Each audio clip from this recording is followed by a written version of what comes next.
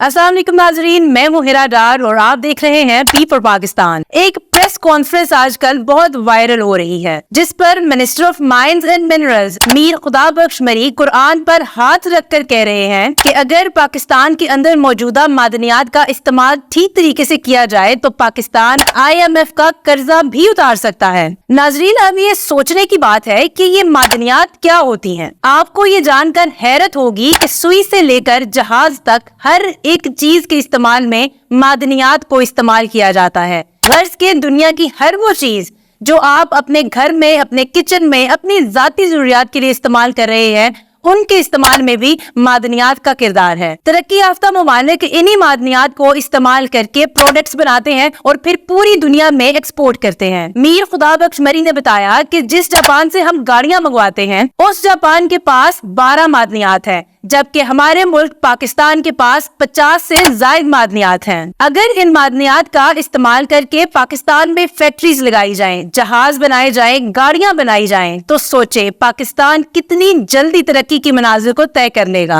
मीर खुदाबख्श मरी से पहले तो किसी को इस चीज का अंदाजा भी नहीं था कि ministry of mines and minerals भी कुछ होता है, लेकिन आज हर पाकिस्तानी की नजर मीर खुदाबख्श मरी और इस मिनिस्ट्री पर है कि कब ये पाकिस्तान की तकदीर को बदलेंगे। मीर खुदाबख्श मरी का कहना है कि सिंध को इंफ्रास्ट्रक्चर या रोड मैप ना दें, सिर्फ मादनियात का सही इस्तेमाल करें ताकि सिंध भी तरक्की कर सके और पाकिस्तान भी। उम्मीद करती हूँ कि मीर खुदाबख्श मरी अगर आने वाले अगले 5 साल में भी इसी मिनिस्ट्री में रहे तो ये पाकिस्तान की तरक्की के अजीम साल होंगे। पाकिस्तान जिंदाबाद।